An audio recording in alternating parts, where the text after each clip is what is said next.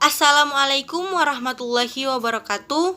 Perkenalkan, nama saya Anggreni Ramadhani Wahibu. Baiklah, pada kesempatan ini saya akan menjelaskan materi mengenai malaikat selalu bersamaku. Kita langsung saja masuk pada materinya. Yang pertama, pengertian iman kepada malaikat. Iman kepada malaikat adalah meyakini sepenuh hati bahwa Allah Subhanahu wa taala menciptakan malaikat sebagai makhluk gaib yang diutus untuk melaksanakan segala perintahnya.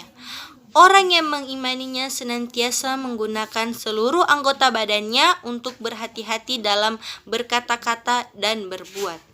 Selanjutnya, hukum beriman kepada malaikat.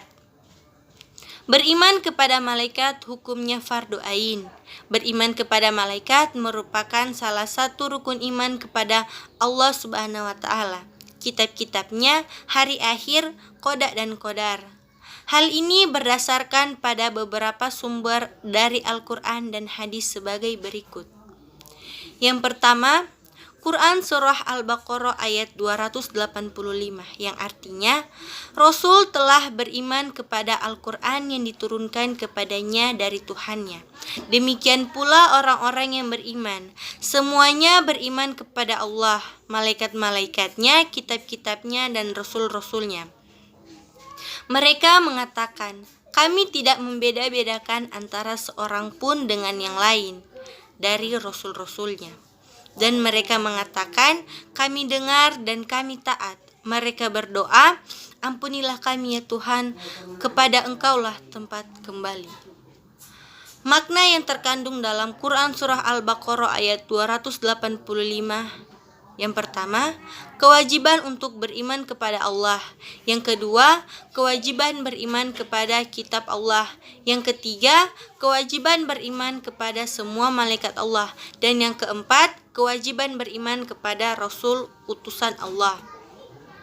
Selanjutnya, yang kedua, Quran Surah An-Nisa ayat 136 yang artinya, wahai orang-orang yang beriman, tetaplah beriman kepada Allah dan Rasulnya dan kepada kitab yang Allah turunkan kepada Rasulnya serta kitab yang Allah turunkan sebelumnya. Barang siapa yang kafir kepada Allah, malaikat-malaikatnya, kitab-kitabnya, rasul-rasulnya dan hari kemudian, maka sesungguhnya orang itu telah sesat sejauh-jauhnya. Selanjutnya, makna surah An-Nisa ayat 136. Yang pertama, kita diingatkan untuk selalu beriman kepada Allah, malaikat, dan kitab-kitab Allah. Yang kedua, jika kita kafir kepada Allah, malaikat, dan kitab-kitab Allah, kita termasuk orang yang sesat sejauh-jauhnya. Kafir kepada Allah maksudnya mengingkari kekuasaan Allah. Kafir kepada malaikat maksudnya mengingkari adanya malaikat Allah, dan kafir kepada kitab-kitab Allah maksudnya mengingkari kebenaran yang disampaikan oleh kitab-kitab Allah. Maka kita termasuk orang yang sesat sejauh-jauhnya sesat. Selanjutnya, hadis yang diriwayatkan oleh Bukhari dan Muslim. Artinya, diriwayatkan dari Abu Hurairah radhiyallahu anha bahwa pada suatu hari Rasulullah shallallahu alaihi wasallam muncul di tengah orang banyak. Lalu beliau didatangi oleh seorang laki-laki.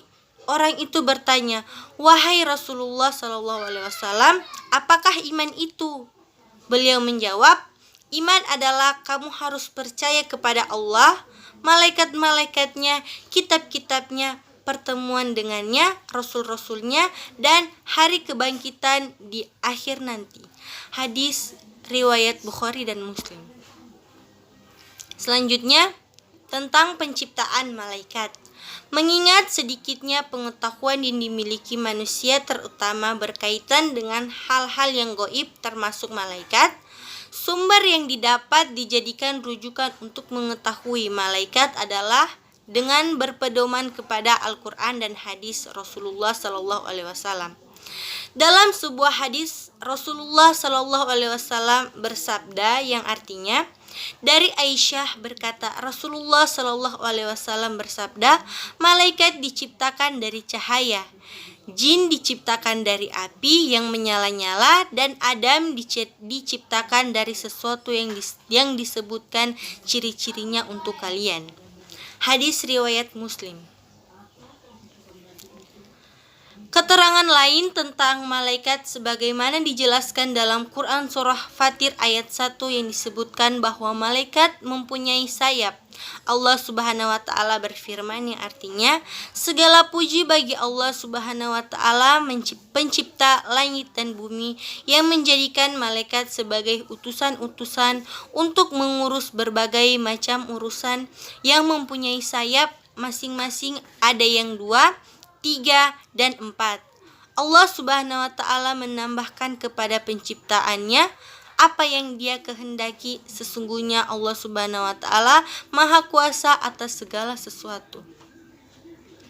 Selanjutnya, perbedaan malaikat, manusia dan jin.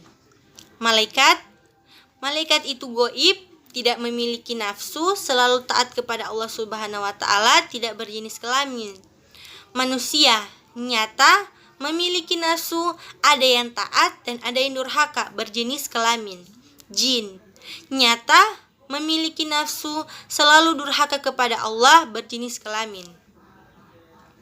Selanjutnya, nama-nama malaikat dan tugasnya masing-masing. Malaikat Jibril bertugas menyampaikan wahyu kepada Rasul-Rasul Allah. Malaikat Mikail bertugas memberikan rezeki kepada semua makhluk di bumi. Malaikat Munkar dan Nakir bertugas memberi pertanyaan kepada manusia ketika di alam kubur. Malaikat Israil bertugas mencabut nyawa semua makhluk. Malaikat Israfil bertugas meniup sangkakala pada hari kiamat. Yang terakhir, malaikat Raqib dan Atid bertugas mencatat amal baik dan buruk manusia. Menerapkan perilaku mulia. Dengan senantiasa menghadirkan dan meneladani sifat-sifat malaikat dalam kehidupan, maka kita akan bertindak sebagai berikut. Berkata dan berbuat jujur, karena dimanapun kita berada pasti malaikat selalu mengawasi. Yang kedua, selalu berusaha untuk memperbaiki diri dari waktu ke waktu. Sekian dari saya, lebih dan kurangnya saya mohon maaf. Wassalamualaikum warahmatullahi wabarakatuh.